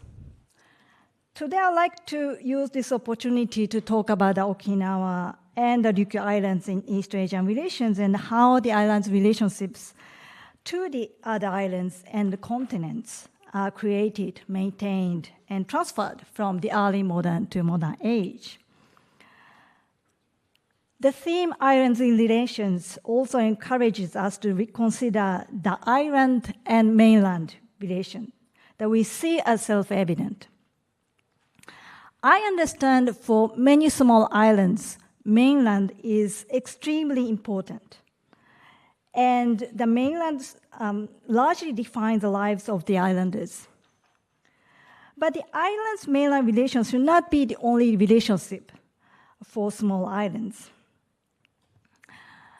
As to Okinawa Prefecture, the relationship with mainland Japan is very important, obviously, but that should not have defined all aspects of the Ryukyu Islands. In other words, researchers themselves should not be too caught up in the island-mainland relationship by placing too much emphasis on the existing power structure. Indeed, this is the reason why I have chosen the Ryukyu Islands in East Asian relations, rather than Ryukyu Islands and the US relation, or Ryukyu Islands and the Japan relation. That's not the theme of today's speech. Japan is an island state consisting of some 14,000 islands, of which approximately 300 are inhabited.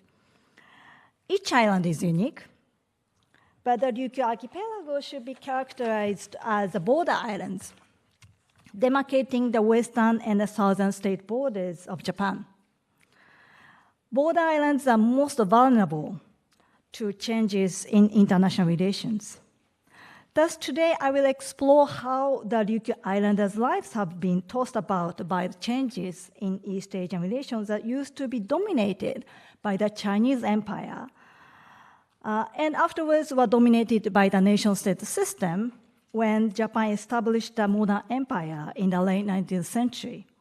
And finally, the post-World War II setup that has been dominated by the United States. But first, I would like to stress that the Ryukyu Islands are geographically located in East Asia, but it doesn't mean that the islands have always been connected to the other East Asian countries. Okinawa Prefecture used to be an independent kingdom, which had controlled all over the Ryukyu Islands, including Amami. And Amami is currently belonging to the Kagoshima Prefecture. And Okinawa, Miyako, and the Yaeyama archipelagos by the late 16th century. As is well known, the Ryukyu Kingdom flourished by playing an active role as a hub of international trade in East Asian Sea. So while the mainland Japanese government maintained a seclusion policy throughout the 17th to the mid-19th century, seclusion like isolation policy, the Ryukyu Kingdom continued the tributary trade and maintained close relationships with China during that time. So the Japan used to be more isolated, the mainland Japan used to be more isolated, whereas the Ryukyu Kingdom was more open to the sea. But the Satsuma domain, which is currently called Kagoshima Prefecture, the southern part of the Kyushu Island, invaded the Ryukyu Kingdom in 1609, placed the kingdom under the tight control, and ruled its domestic affairs and foreign trade of more than 2 centuries. So basically, the Satsuma drain invaded partly because that they wanted to use this like international trade, the tributary trade, because the the Satsuma domain itself cannot do the international trade by itself. So they used the Ryukyu Kingdom to do so. Since then, although the kingdom was considered independent, it was under the strong influence of both Japan and China. Well, Japan, but mainly the Satsuma domain. Because of Satsuma's domain's control, regular correspondence between the common Okinawa people and residents of the neighboring countries was strictly regulated. As to the relationship between the Ryukyu Islands and its closest neighbor, Taiwan, Taiwan appears to be this red island, I guess. It looks very close in this map as well, but these two, so people usually suggested that these two islands must have had a close relationship since ancient times, because they are geographically proximate with each other. But we should remember that 111 kilometers on land and 100 kilometers at sea have completely different meanings. In particular, the energy of black currents, it's a Kuroshio current, separating Taiwan and Ryukyu Island is so great that it is difficult to make a trip by a primitive boat. Have you heard about this Japanese scientists' experimental program called Holistic Reenactment Project of the Voyage 30,000 years ago. So I took this photo from their homepage. In order to test the hypothesis that the ancient people migrated to the Ryukyu Islands by crossing the Kuroshio currents, blood currents, they recreated bamboo boats and shipped from Taiwan to Yonaguni Island. So their main interest is Japanese people, the Japanese mainland today, were originally from the south side. So they came from Taiwan and the Ryukyu Islands and came to Japanese mainland. So that's their hypothesis. But some researchers oppose this hypothesis because it's really impossible. It's very difficult to cross the Kuroshio, the blood currents, because the energy is strong. So in order to prove their hypothesis is true, they themselves recreated the primitive boat by bamboo, and then they actually crossed the sea. They actually made it in 2019, but before the success, they failed a couple of times. So this project reveals that Taiwan and Yonaguni Islands, which can you see this really small island? This is Yonaguni Island. This is the western and the south end, western end of the Ryukyu Islands and Okinawa Prefecture. So this is the closest to Taiwan, and it's 111 kilometers. They made it, but they revealed that Taiwan and the Yonaguni Islands are indeed close, but still it's possible to cross over Kuroshio current by a primitive bamboo boat, but it is very tough to do so. So it is not strange that no regular contacts were maintained between Taiwan and the Ryukyu Islands during the early modern period, while the Satsuma domain strictly monitored arrivals of foreigners. So there's actually no record of their regular contacts in the early modern time. The situation changed drastically following the Meiji Restoration in the late 19th century. In rushing to build a centralized nation state, the Japanese government forcefully incorporated the Ryukyu Kingdom as part of the Japanese nation and renamed it Okinawa Prefecture in 1879. The Ryukyu Kingdom was banned and a tributary trade was cancelled. So since Okinawa Prefecture was merely the local government of Japan, it was no longer able to take the initiative as a hub of international trade. Instead, its relationship with the Japanese mainland became dominant, and numerous mainlanders migrated to Okinawa Prefecture, the new southern frontier of Japan. And these migrants came to have great political and economic influence over the native islanders. In short, after the Japanese annexation in the late 19th century, the Ryukyu Kingdom became more dependent on mainland Japan. Whereas Okinawa Prefecture was no longer able to take the initiative in international trade. Consequently, the Ryukyu Islands for the first time became the periphery of Japan, or perhaps the gateway of Japan, during the process of the Japanese nation building in the late 19th century. So this is basically the origin of today's Okinawa Prefecture and the mainland and island relationship today. Okinawa Prefecture had lost its special relationship with China, but that doesn't mean that it didn't establish any relationship with the neighboring Asian countries after the abolishment of the Ryukyu Kingdom. On the contrary, more common people traveled and migrated to Taiwan after the First Sino-Japanese War because the Japanese government opened a new seaway connecting the metropole and the newly acquired territory, Taiwan. So during the early modern period, the common people, there's no contact between the common people, but there was a tributary trade between the Ryukyu Kingdom and China. But then, in the modern period, the common people traveled and migrated to the Asian countries, and especially Taiwan. And from the mainland of Okinawa, many migrated to the Philippines, and then later Micronesia. And some went to China and the other parts of Southeast Asia. So shortly after the cession in 1895, Japan eliminated all transit between Taiwan and mainland China that led to vital social and economic infrastructure ties between them. Instead, Osaka Merchant Ship Company received financial support from the Japanese government and opened a transit line in 1896 between Osaka and Taiwan by way of Kobe, Kagoshima, Oshima, Okinawa, and Yaeyama. In effect, a boundary line had been drawn and exchange was officially eliminated between China and Taiwan, while a seaway between the Japanese archipelago and Taiwan created a border crossing between the metropole and the newly acquired colonial territory.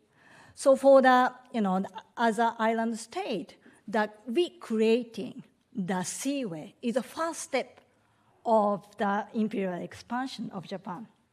And then the Ryukyu Kingdom, sorry, not Ryukyu Kingdom, but Okinawa Prefecture became the part of it.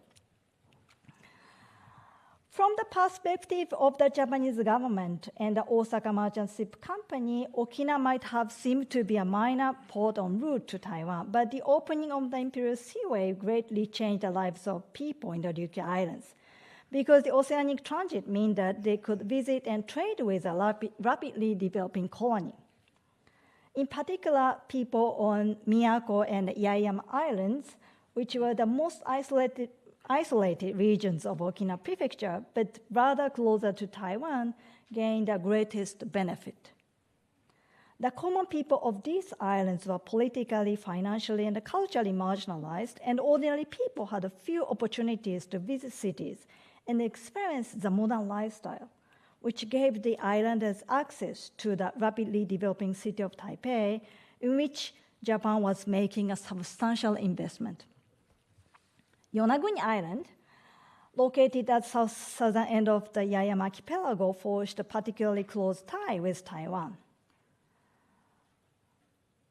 So although Yonaguni Island is only 111 kilometers away from Taiwan, it was unique at the time in the sense that the ships rarely stopped there. I mean, ships means the big ships didn't stop. But the islanders frequently visited Taiwan in their own fishing boats. So it was possible because it's very close. And then, so it was not bamboo boat, but they now have, like steamboat. So it was possible. And also, there's no regulation between Taiwan and the Yonaguni Island now, because now Taiwan is the part of the Japanese territory. But the other islands of the Yaeyama, the residents usually traveled by ships operated by the oceanic transit companies. So on the one hand, border crossing began with the opening up of imperial transit. On the other hand, Yaeyama-Taiwan relationship was constrained by it. Because of its sizable financial support from the Japanese government, the Osaka Merchant Ship Company dominated the seaway between the metropole and colonial Taiwan and contributed to the creation and recreation of imperial space. Because of the Japanese government's control over its paths, the company's management, including dates of departure, routing, and freight, was significantly controlled by the Japanese government. The Osaka Merchant Ship Company faced little competition, and the services were low quality. The local newspapers of Yaeyama consistently criticized the numbers and timing of calls, arrival days, delays, and poor customer service for embarking at Ishigaki Island. And the Yaeyama merchants were increasingly reliant on the trade with Taiwan, and island lifestyles and businesses significantly depended on the oceanic transit monopolized by the government-supported transit company. So similar to many other parts of the world, the creating and transforming transit networks depended on the government's long-term economic and industrial strategies. So Japanese imperial border shifted between the late 19th and the early 20th century, but the everyday lives of the Yaeyama Islands are buffered by the unpredictability of oceanic transit between the metropole and the colonial Taiwan. So the common people are now able to use this imperial transit. But on the other hand, their lives are constrained by this imperial transit. So that was a change of these local islanders. And the case of the Ryukyu-Taiwan relationship reminds us of the importance of transportation infrastructure in examining island social, economic, and political relations. Islands are by definition naturally formed areas of land surrounded by water.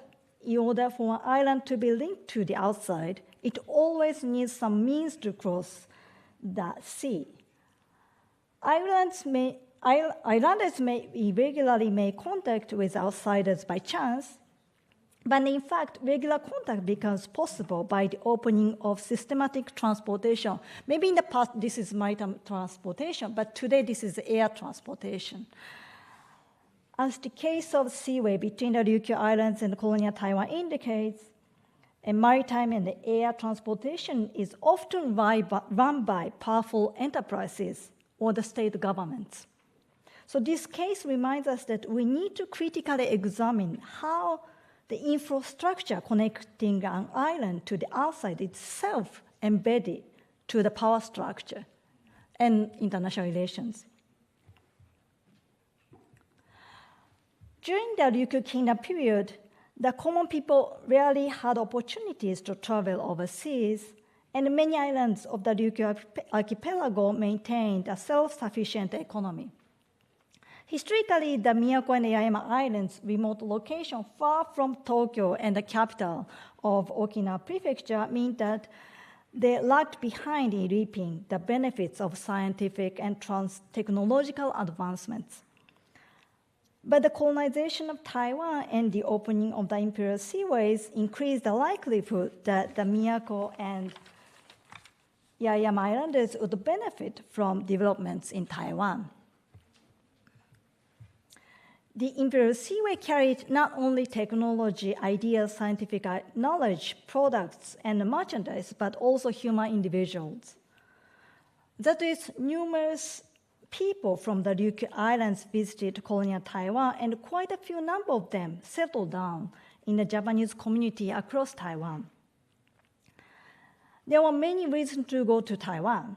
Some people went there to shop as tourists or to seek medical care. Many islanders immigrated to Taiwan for educational purposes because there's no tertiary schools in Okinawa Prefecture.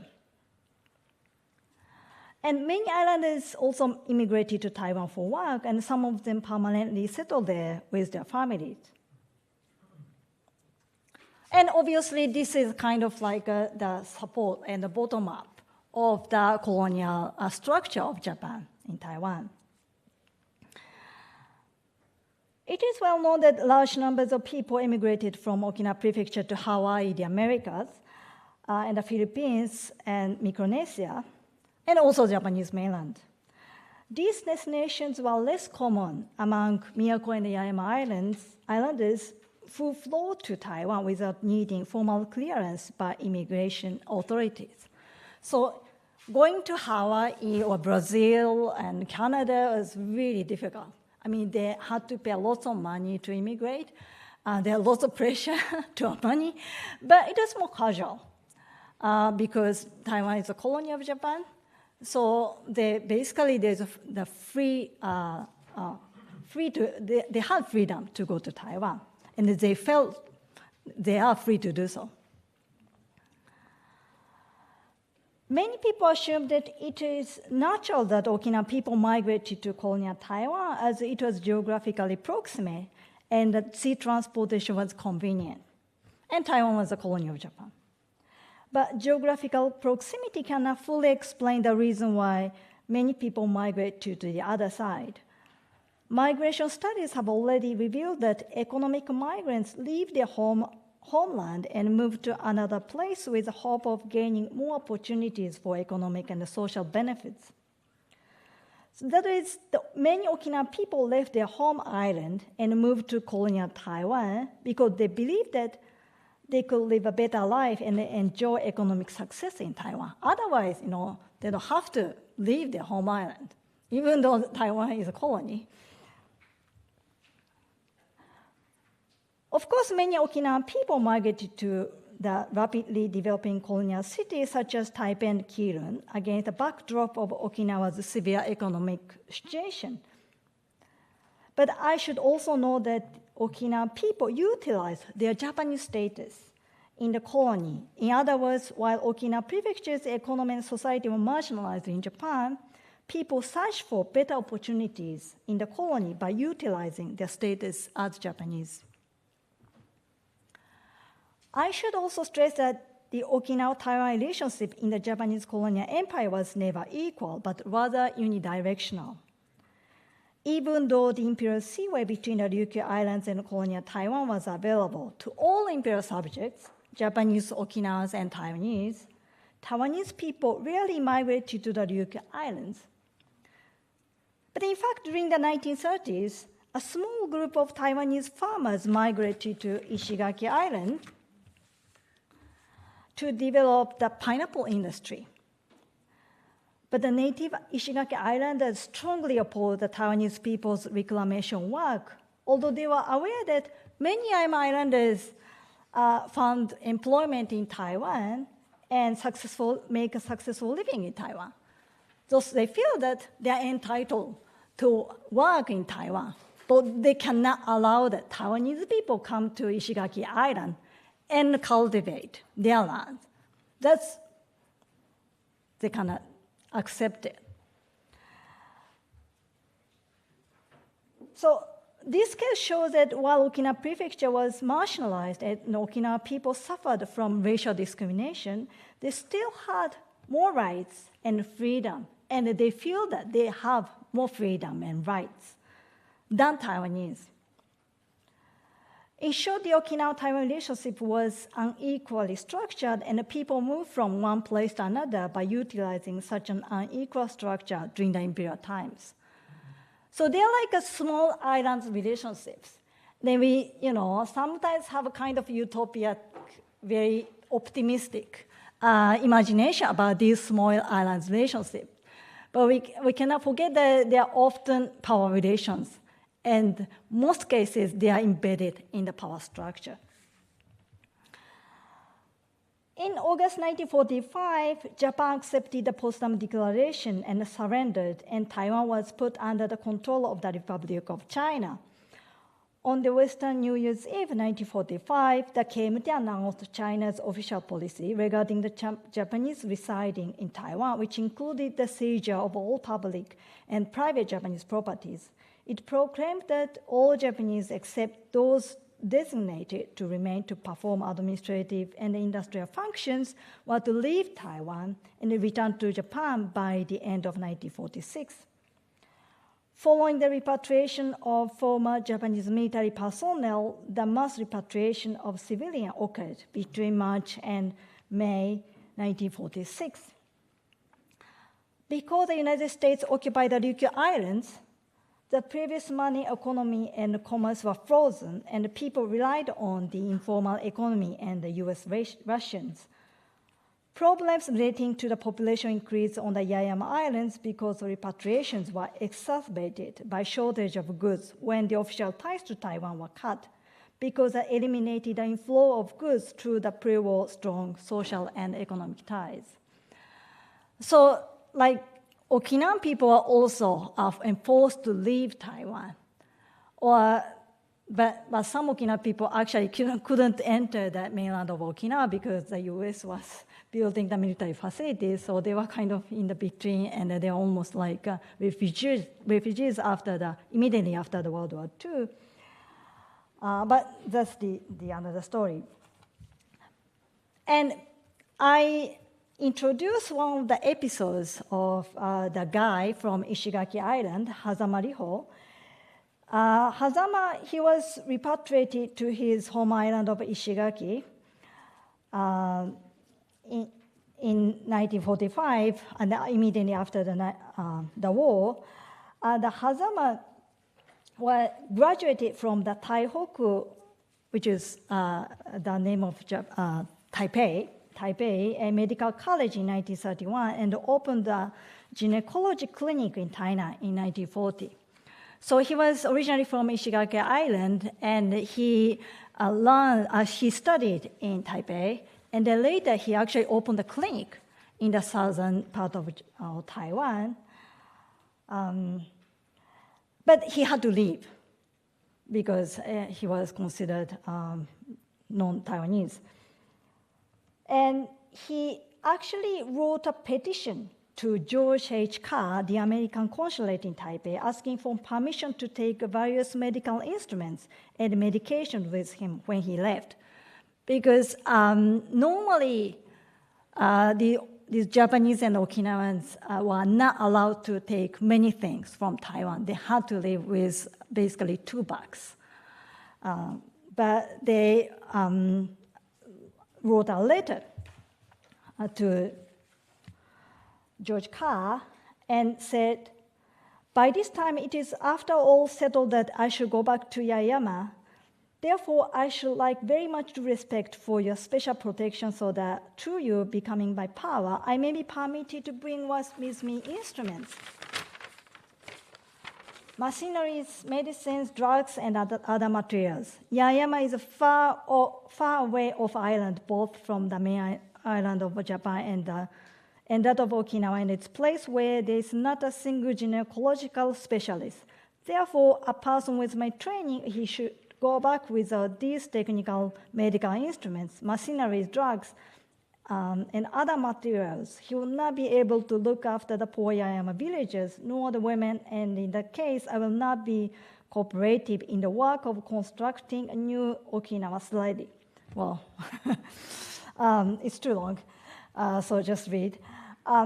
Hazama wrote his letter in Japanese and translated into English for submission with an itemized list of almost 100 medical instruments, machines, medicines, and other medical related instruments, like electric radiator and electric lamps, which are not available at all in Okinawa, or especially in Ishigaki Island. So his petition clearly reveals that the extent to which Yaeyama Islanders had materially relied on colonial Taiwan. The fall of the Japanese Empire meant separation from Taiwan, which in turn radically changed the Yaeyama Islanders' cultural, material, and social lives. Hazama probably was exceptional in directly petitioning the American authorities to help him with the problems of repatriation. Most repatriated Yaeyama Islanders prefer to informally maintain their social and commercial ties with the Taiwanese by secretly continuing to trade with them. So it's an irregular informal trade. The Yonaguni Islands quickly became the transit center of this smuggling network.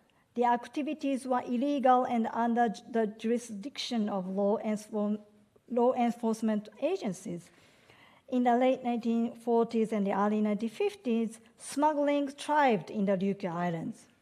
Well aware that smuggling was the only way that people on the devastated islands could survive, the police rarely probed far into smuggling activities, and they often ignore them altogether because they know that this is the only way the islanders can survive with informal trade. After the KMT and the Ryukyu governments renewed their formal trade relationship, informal and illegal trade significantly declined them. In the post-World War II period, some commerce between Taiwan and the Ryukyu Islands continued after the informal trade declined. For example, to develop the canned pineapple industry, the Ishigaki Island invited hundreds of Taiwanese laborers to the island every year in the 1960s.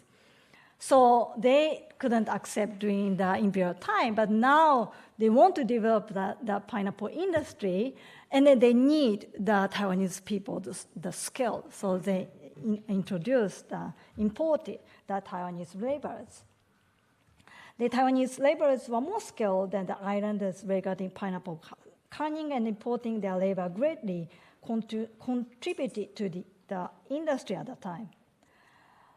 Plus, as you know, we cannot ignore the development of the Okinawa's tourism industry that was supported by tourists from the neighboring countries, especially from Taiwan, Hong Kong, and China.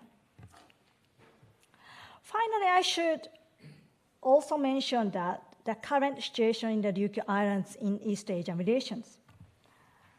It is well known that the US military facilities are concentrated on the main island of Okinawa, which has caused various social problems for more than 7 decades. But we can observe another trend in the Ryukyu Islands. That is, Japan's self-defense forces have been building military facilities at an extremely rapid pace across the Ryukyu Islands and the Amami Islands to the north over the past decade. The Japanese government justifies this by claiming that the SDF, self-defense force, needs to be well prepared for the China threat. And once that the Chinese military is likely to invade Taiwan, which may affect the Ryukyu Islands. And some local islanders have opposed this move by the SDF and have developed the anti-base movement in the local communities. But other islanders, in fact, welcome the self-defense forces initiative. And, you know, they are like kind of like equal, and they are really opposing with each other now. This also reminds me that the Ryukyu Islands have two faces or dual identities. They are the southern gateway to Japan and are heavily dependent on mainland Japan, while they are also the border islands, which maintain particular social, cultural, and economic relations to the neighboring islands and continents.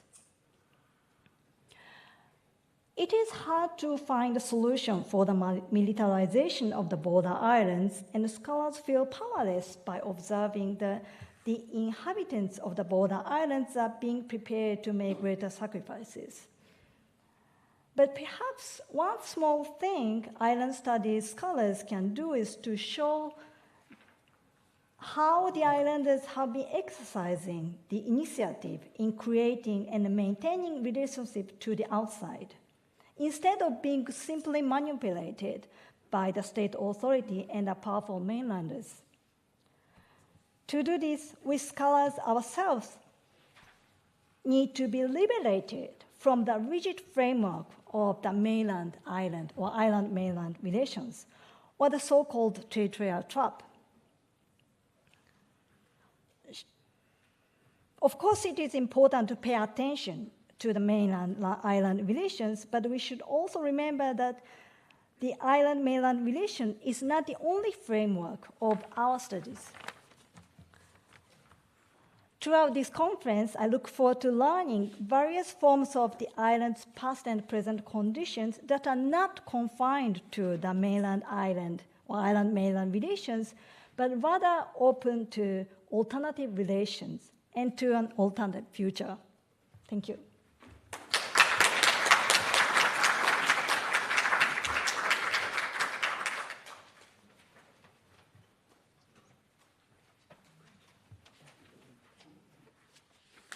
Thank you very much. Thank you for Professor Matsuda, very excellent and inspiring speech, especially in-depth history and the relationship for the Ryukyu Islands in the relationship of in East Asian relationships, especially with Taiwan, where I come from. So I learned a lot from you, from the older speech. Thank you very much. So now we have time to take some questions from floor. First. Yeah, yes. Akihiro Hibashita, coming from northern borderlands of Hokkaido. confronting Soviet threat for a long time under the Cold War period. I truly appreciate your presentation debunk the myth of the monolithic image of Okinawa. I think that this is a very important contribution to this symposium. But I have a bit small question to the concept Okinawa as border islands, because you know well the kind of nested structures within Okinawa. So as you repeated the Ishigaki, Yonaguni, and others. So my thinking that the Okinawa as borderlands, it means a kind of view from Tokyo or Osaka. But if we stay in Naha, or they do not think they are borders, just we are central of this area. So the Ishigaki Islands, even now, it's the border island from Naha Shuri centered thought. But Ishigaki people not necessarily do think that we are borders. We are center of Yaeyama district. Of course, Yonaguni people think that we are borders, guys. So kind of this kind of nested structure on image of local peoples. What do you think of that? Okinawa as border islands, but some main Okinawa, not border islands. It's something. And finally, the gateway versus border concept. From the border studies thinking, borders has a dual sense, the fortress or gateway. Therefore, I think that not necessarily gateway versus borders. What do you think about this kind of thing? Thank you. Thank you, Professor Iwashita, for excellent questions. I mean, it's really hard to, to like characterize Okinawa Prefecture or the Ryukyu Islands, but I just looked through the abstracts, and there's so many various islands in the world, and then I don't really look at these, local peoples, and because people here really don't know the faces of these local islands, but just compared to the other world. What is the best characterization of Okinawa Island, Okinawa Prefecture, Okinawa Islands, which is, I still think that this is a border islands. I mean, just comparing to, maybe because you are from the Hokkaido, and then you are so close to the border islands, actually. But then I live in Kobe, and the closest island is Awaji Island. I just, writing this draft, I just imagine, okay, what's the difference between Awaji Island? Awaji Island is also the small islands very close to this Hyogo Prefecture or Osaka, this area. And, what's the difference between Awaji and Okinawa? And what's the situation, what's the condition after World War II in Awaji Island? They didn't have any kind of threats, in Awaji Island. Of course, they suffered a lot. Or imagine Shodo Island, which is also another small island in Japan. But compared to these islands, I mean, of course, the people in Okinawa Prefecture, I think they still feel border islands in many ways. I mean, as you mentioned, that there are lots of implications of the border islands. But just broadly speaking, just compared to the Awaji Island, Shodoshima, many islands in the world and Japan, still I think Okinawa Prefecture or the Ryukyu Island is a border islands. But of course, I mean, just look into the micro scale, there are lots of controversies, there are lots of different levels. I completely agree with you, because Awajishima was the truly main center of the Japan's country mythology. Oh, Japan was created from the Awajishima. Yes. You're right. Yes. Thank you. Great. Yes. Great. Let's have some other questions, I think, from floor. Yes, boy.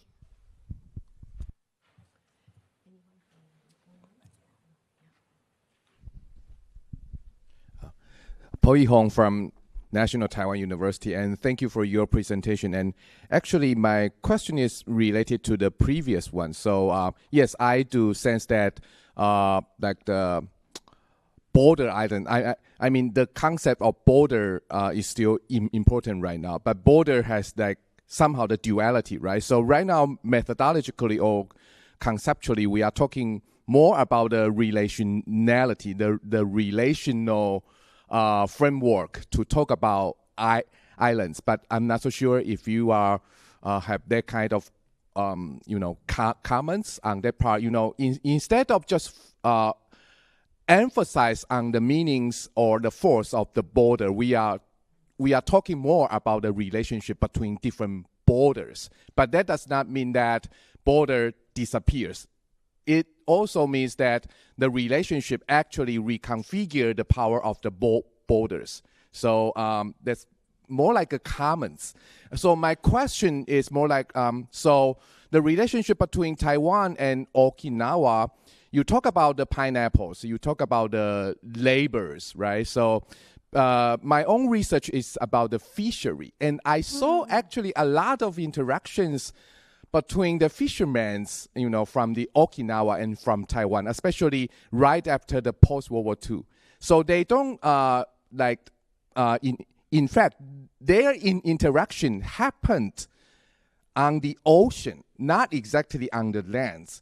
So I'm not. So my question is that do you have any like documents or stories on that part? So you can tell me more or tell the audience more about that part. Oh, thank you. Yeah. Thank you so much. You're right. I mean, fishes have a very special status, position in island studies, I think. And I didn't really mention about like a very special position of fishes. And there are lots of Okinawan fishes. And Okinawans kind of led the fishing industry in Taiwan during the imperial time. And even after the World War II, as I said in the speech, most Okinawan people repatriated to Okinawa Prefecture under the U.S. Under the U.S. rule, but some fishes actually remained in Taiwan for some ways, and they actually fished between Taiwan and Okinawa Islands and fish around, and then also. Like in Taiwanese fishing, in Taiwanese history, Okinawans were remembered as people who introduced the fishing techniques to Taiwanese people. So yeah, and then I really want to learn from fishers, special contributions, special positions in different parts of the world. That would be very interesting, I guess. Nice. Yeah, there are still 10 minutes before lunchtime. So we can take some more questions. Or anyone from webinar? No? Okay, from 1 and 2, maybe from there. Yeah.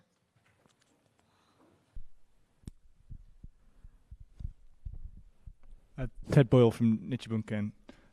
Thank you for the presentation, Professor Matsuda. It was really interesting. I wanted to ask you a question about how you relate to your research topic. So perhaps 15 years ago, the relations between Yaeyama and Taiwan felt much further away, I think.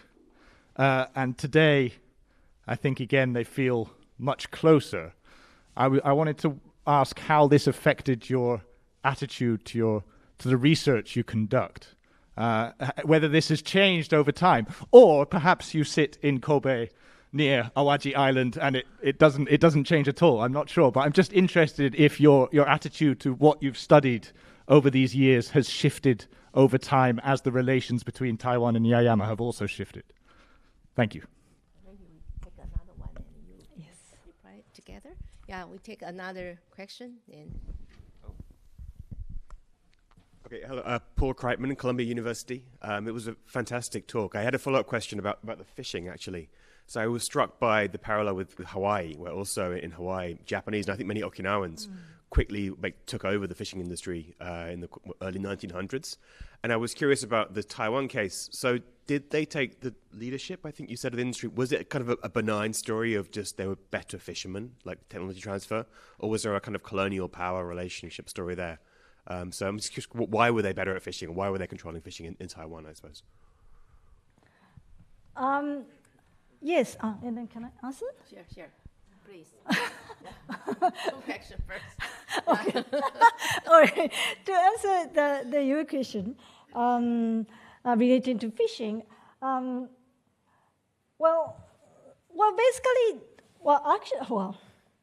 basically because the Japanese colonization allowed them to fish more freely, and that's why they went to Taiwan.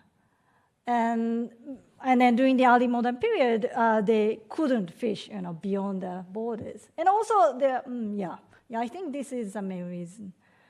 And but I also have to stress that fishes are definitely more autonomous. They're more independent than the colonial rules.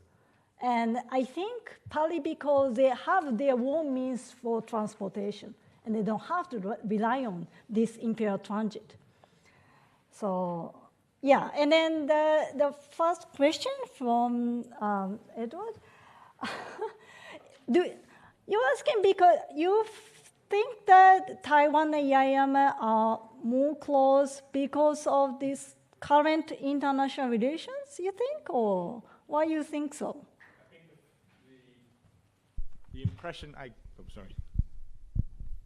the impression I get, which is quite superficial, right? But I was in Yaeyama in November, and it seems there is a sense of Taiwan as being much closer now than it was perhaps 50. So I think maybe in the 2000s, the ferry link that used to run from Osaka to Taiwan was cut.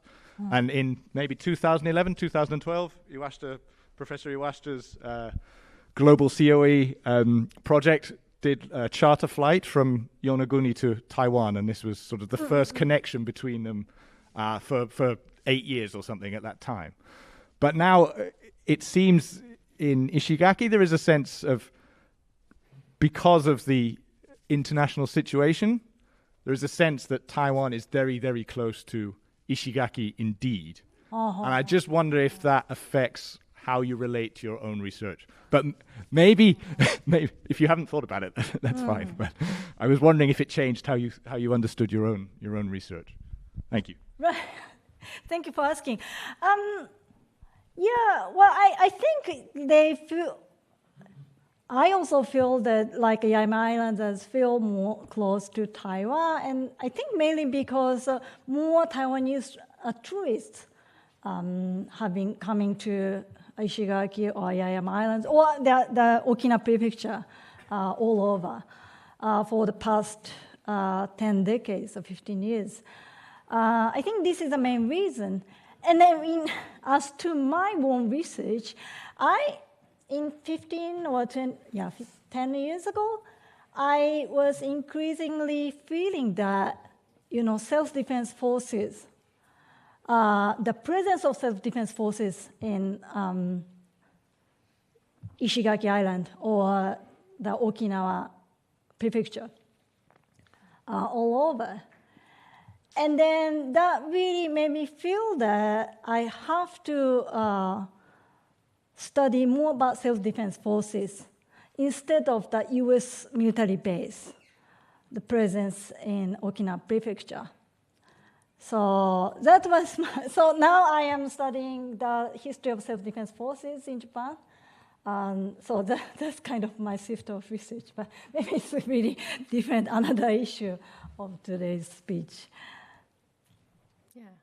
Is anyone from webinar? No? Yeah, good. Now we have more questions from floor.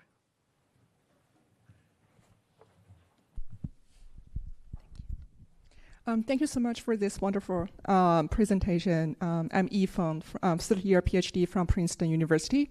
I have a question about, because previously when I did some research on Okinawa, I found out it is super interesting that there are some sources about like Okinawa migrants to Hawaii, and they were treated as Japanese by like white planters. So I just wonder whether you have some thoughts on Okinawa migrants to Hawaii, not just like to Taiwan, even though like also like talk about maybe the issue of distance, like how distance kind of shaped Okinawan labor migration to different other islands and other spaces across the Pacific. Thank you. Yeah. Yes, you're right. Okinawan people actually have migrated to so many places, including Hawaii, and Brazil and the Philippines and Micronesia. I think these are, Philippines and Micronesia and Brazil are the three biggest destinations for Okinawan people. But their lives are really different from those in colonial Taiwan. And then the characteristics of the Okinawan migrants in Taiwan are they really live into the Japanese communities as rulers. But there's no way they behave as rulers in Hawaii, Brazil. And maybe there are some similarities between Taiwan and Micronesia, which used to be the South Sea Islands under the Japanese rule. But in Micronesia, the Okinawan people were working in the sugar plantation. They're farmer migrants. But most Okinawan migrants in Taiwan were urban migrants. They don't farm in Taiwan. So there are some diversities, and I can talk a lot more, but maybe I just stop here. It's only 3 minutes before lunchtime. If the last question, if you want to ask. If there is no question, I think we can have more discussion during the lunchtime. Yes. Thank you very much. Excellent talk.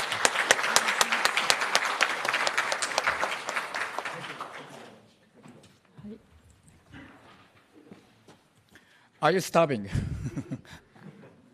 The lunch is ready, and you can just move to the research exchange room, and there is a sort of the route to get to your lunchbox, okay? So our staff members will guide you and get in, and if you have lunch tickets, daily lunch tickets, please give it to somebody standing next to the lunchbox, okay? And we serve warm rice and warm soybean soup together. So you can have a lunch box and soup cup, small one. So and as I said, there's a regulation about eating and drinking in this building. So eating and drinking is basically allowed in that room for lunch during lunchtime, okay? But not here, except you have a bottle or you have something like a thermos with a lid, then you can bring in. Okay, please follow this regulations.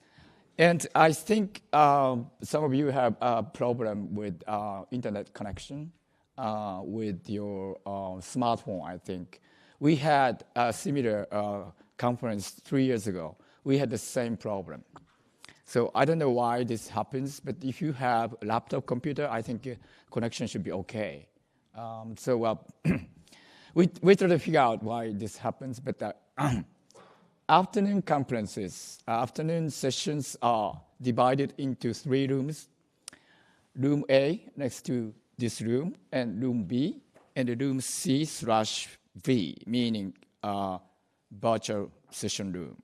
So if you want to attend virtual sessions, you can move to this room or somewhere else with your laptop computer to have connection to the internet.